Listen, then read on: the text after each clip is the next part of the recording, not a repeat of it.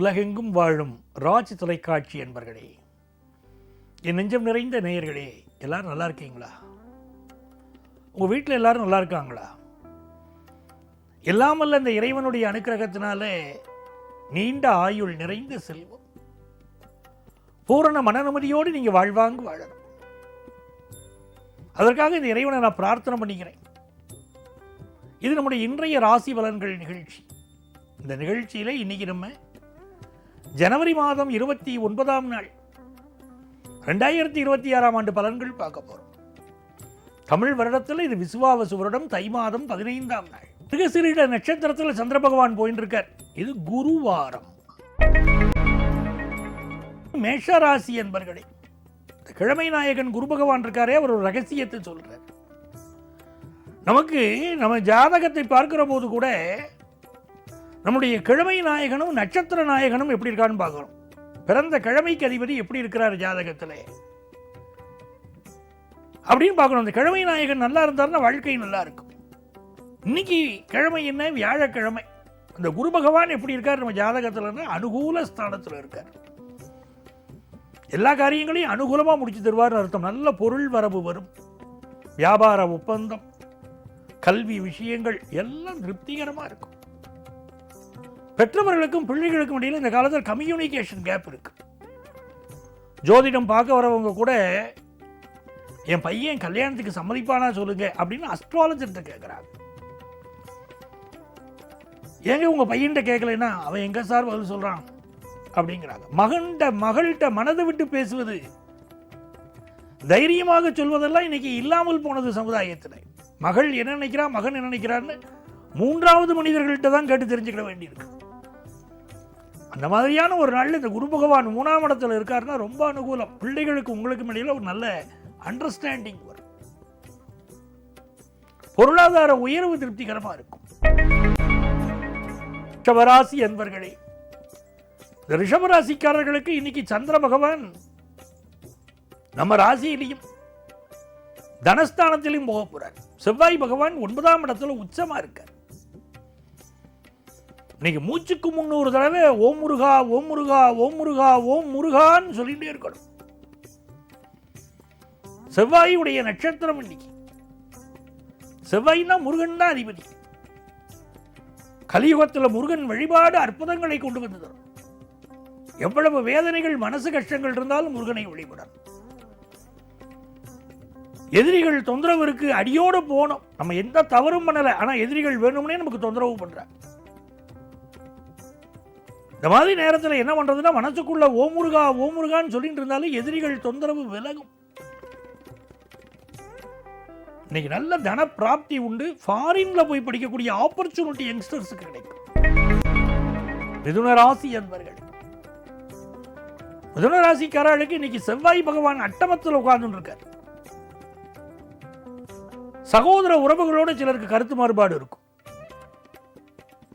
பூர்வீக சொத்து விற்கிறது சம்பந்தமா கருத்து மாறுபாடு, பங்காளி பிரச்சனைகள் அதெல்லாம் இருக்கும்.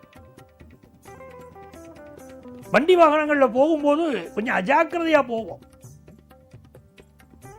சிக்னலை மதிக்காம போவோம். போன பிறகு சில சிக்கல்களை சந்திப்போம். தேவையில்லாம ஃபைன் கட்டின்னு இருப்போம். அப்படிப்பட்ட ஒரு நாளா இருக்கிறதுனால கவனமா இருக்கணும்.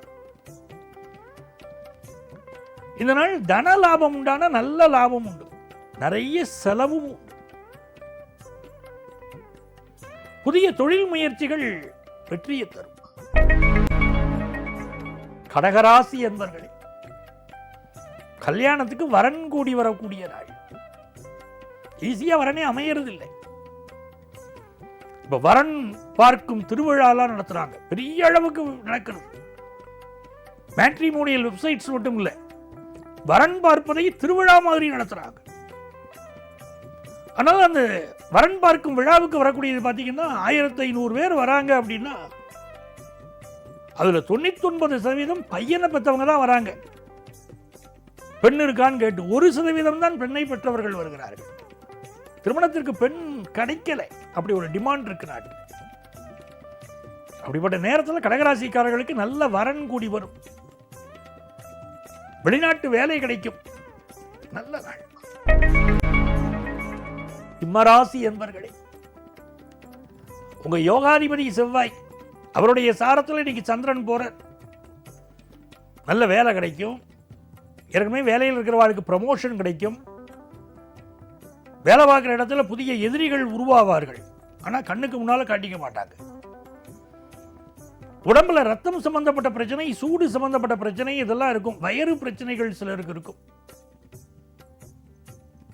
வெற்றிகள் பெருகும். நல்ல நாள். கன்னிராசி அன்பர்களே, கன்னிராசிக்காரர்களுக்கு இந்த நாளில் சந்திர பகவான் தர்மத்திலும் கர்மத்திலும் இருக்கிறார். பக்கத்தில் உள்ள கோவில்ல, முருகப்பெருமான் கோவில்ல இன்னைக்கு பச்சை அரிசி, மண்ட வெல்லம், பருப்பு இதையெல்லாம் கொண்டு போய் கொடுக்கணும். திருக்கோயிலுக்கு கொண்டு போய் கொடுக்கணும்.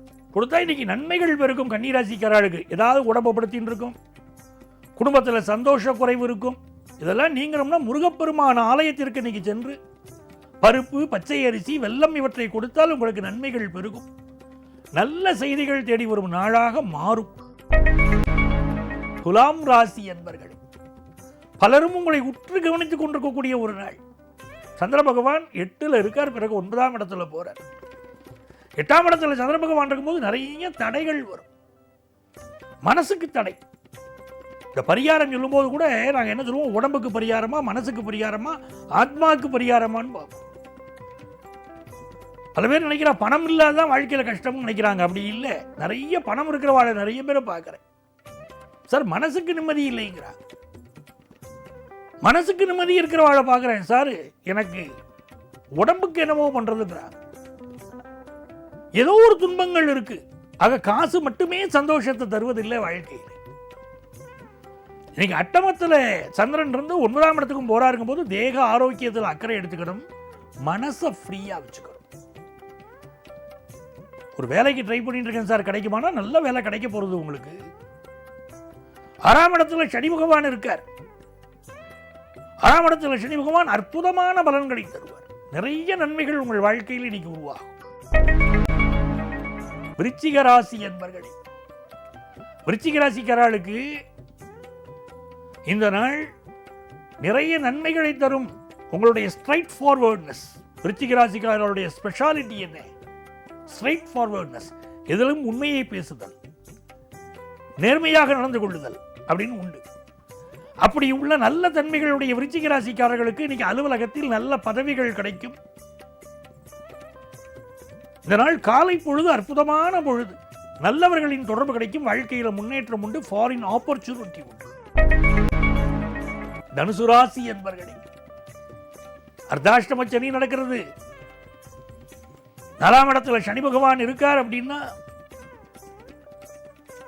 வாக்கிய பஞ்சாங்கப்படி வரக்கூடிய மார்ச் மாதம் 6ஆம் தேதி சனி பெயர்ச்சி. திருக்கணிதப்படி போன வருஷம் மார்ச் 29ஆம் தேதியே சனி பெயர்ச்சி ஆயிடுச்சு.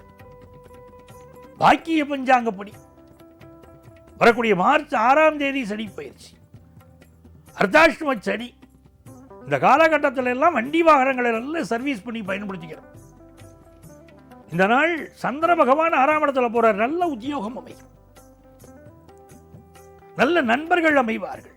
நல்ல பண வருமானம் கூடும். திருமணத்திற்கு வரன் அமையக்கூடிய நாள். மகர ராசி என்பர்களே, ரொம்ப நல்லா இருக்கு நாள். இன்னைக்கு நல்ல பதவி கிடைக்கும். பொருளாதார உயர்வு கிடைக்கும். பினான்சியல் செக்டார்ல வேலை வாய்ப்பு கிடைக்கும். நல்ல நண்பர்கள் கிடைப்பார்கள். பிசினஸ்க்கு தேவையான கடன் உதவி கிடைக்கும். கும்பராசி என்பர்களே, ரொம்ப நாளா கல்யாணம் கூடி வரலைன்னு கவலையில் இருக்கீங்க பாருங்க.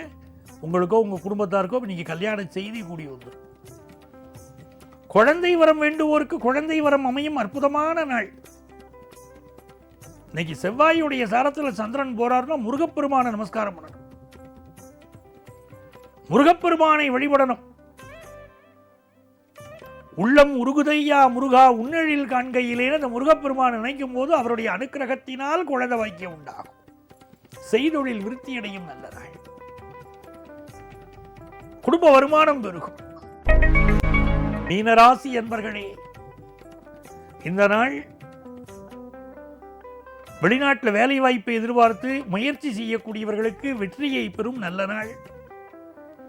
ஃபாரின் யூனிவர்சிட்டியில் படிக்கணும் நினைக்கக்கூடிய மாணவர்களுக்கு ஆப்பர்ச்சுனிட்டி பெருகி வரும். மனசுக்கு சந்தோஷம் பெருகும்.